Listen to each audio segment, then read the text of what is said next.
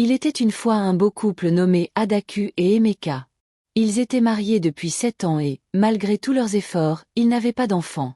Cela leur causait beaucoup de douleur, d'autant plus que leurs beaux-parents les pressaient constamment. Mais ils étaient déterminés à s'aimer pendant les moments difficiles. Finalement, après mûre réflexion, le couple a décidé d'adopter un enfant. Ils ont été attirés par une petite fille douce et vive nommée Damilola. Damilola n'avait que 6 ans, mais elle était née avec un handicap. Elle ne pouvait pas marcher et devait utiliser un fauteuil roulant. Pourtant, sa personnalité joyeuse et ses sourires radieux ont immédiatement conquis le cœur d'Adaku et d'Emeka. Nous prendrons soin d'elle et nous lui donnerons tout ce dont elle a besoin, promit Emeka à Adaku, les larmes aux yeux. Ils savaient que c'était leur chance d'apporter du bonheur dans leur vie. Alors, ils l'ont adoptée. La vie avec Damilola était remplie de joie. Ils l'ont mise dans la meilleure école et elle avait une domestique personnelle pour l'aider avec tout ce dont elle avait besoin. La nuit, Adaku et Emeka lui lisaient des histoires pour s'endormir, riant et se câlinant avant de l'embrasser. Ils fêtaient son anniversaire avec des gâteaux, des cadeaux et des ballons, et il l'emmenait souvent au parc pour jouer avec d'autres enfants. Damilola se sentait aimée, en sécurité, comme si elle savait qu'elle faisait partie d'une famille qui tenait profondément à elle. Puis, quelque chose de miraculeux s'est produit.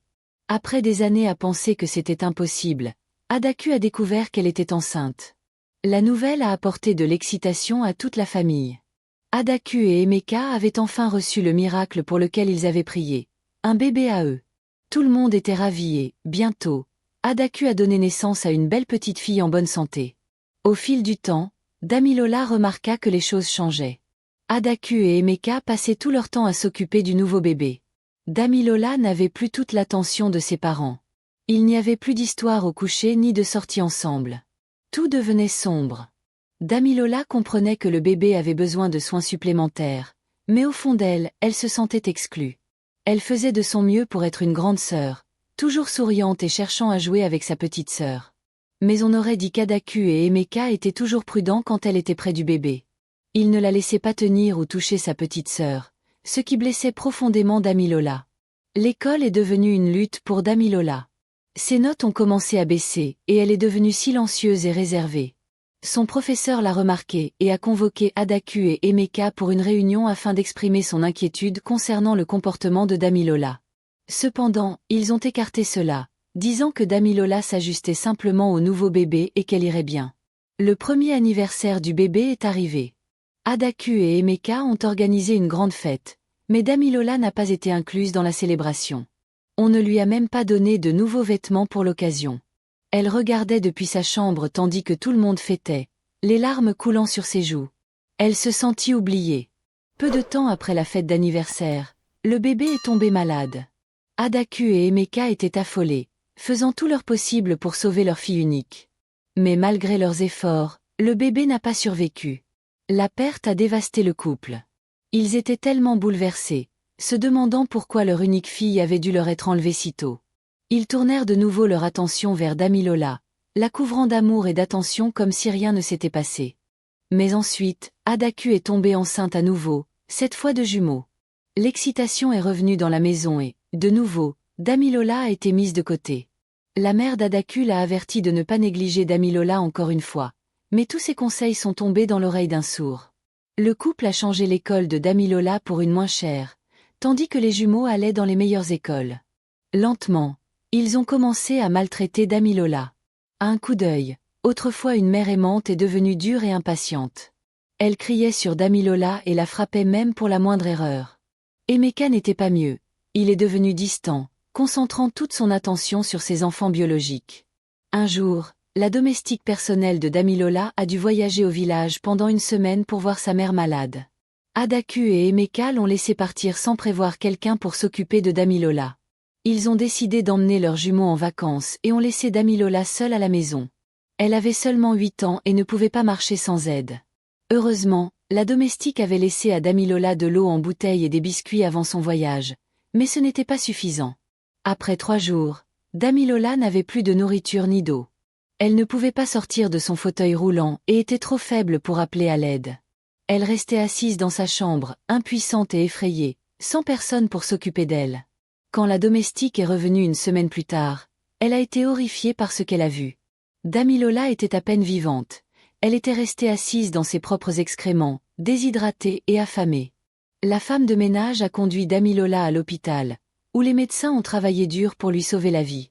La domestique a appelé Adaku et Emeka, mais ils étaient en vacances et ne semblaient pas se soucier beaucoup de la santé de Damilola.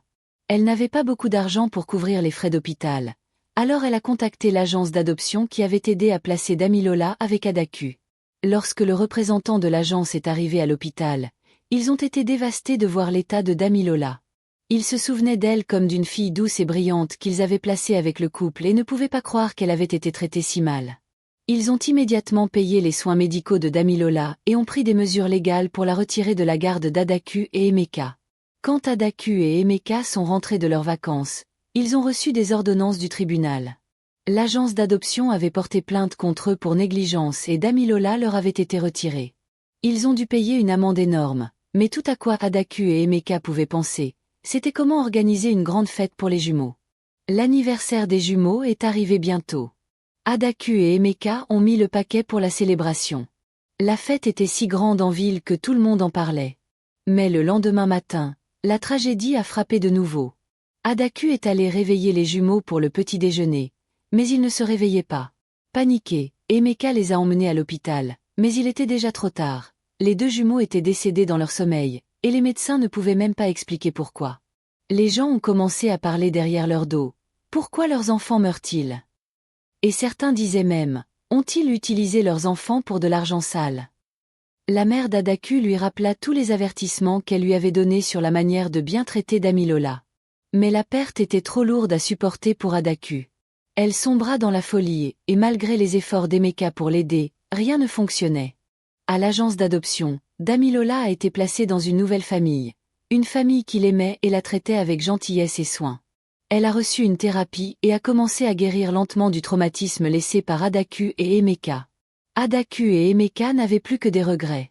Leur richesse ne pouvait pas ramener leurs enfants ni effacer la douleur qu'ils avaient causée à Damilola. Alors que Damilola s'installait dans sa nouvelle famille aimante, elle commença à s'épanouir. Ses nouveaux parents, monsieur et madame Chidi, l'adoraient et veillaient à ce qu'elle ne se sente jamais indésirable ou négligée. Ils l'ont traitée comme leur propre fille et lui ont acheté un nouveau fauteuil roulant facile à manœuvrer. Ils ont rendu leur maison plus accessible pour elle. Damilola était enfin dans un endroit où elle se sentait en sécurité et aimée.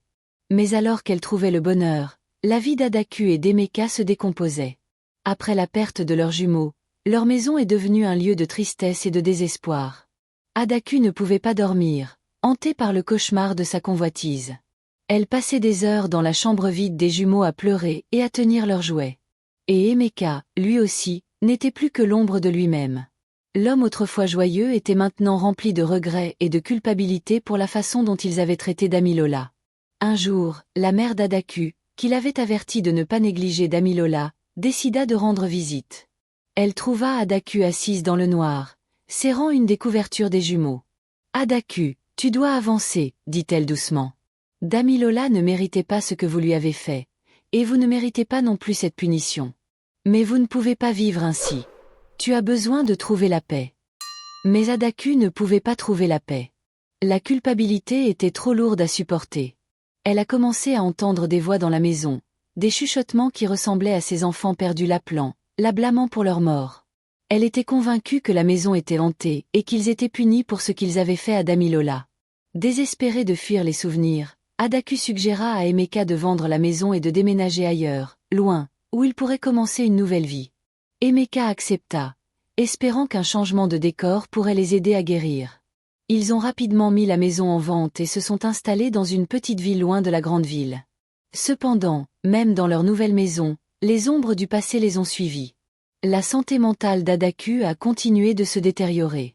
Elle a commencé à voir des visions des jumeaux, à entendre leurs appels à l'aide, et elle est devenue paranoïaque, convaincue que quelqu'un ou quelque chose était là pour l'attraper. Et Emeka a essayé d'aider, mais il luttait aussi contre son propre chagrin et sa culpabilité. Un jour, alors qu'Adaku était seule dans la maison, elle a entendu frapper à la porte. Quand elle l'a ouverte, elle a vu une vieille femme frêle debout là.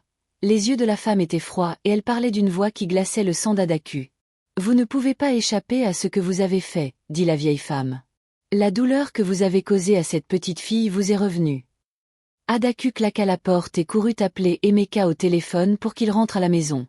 Lorsqu'Emeka arriva, la vieille femme était partie. Adaku était convaincu qu'elle avait vu un fantôme, mais Emeka pensait que c'était juste son esprit qui lui jouait des tours. Cette nuit-là, Adaku fit le rêve le plus vif. Elle était de retour dans l'ancienne maison où ils habitaient avec Damilola. La maison était sombre et elle pouvait entendre le son d'un enfant qui pleurait. En traversant la maison, elle vit Damilola assise dans un fauteuil roulant, seule dans un coin de la pièce.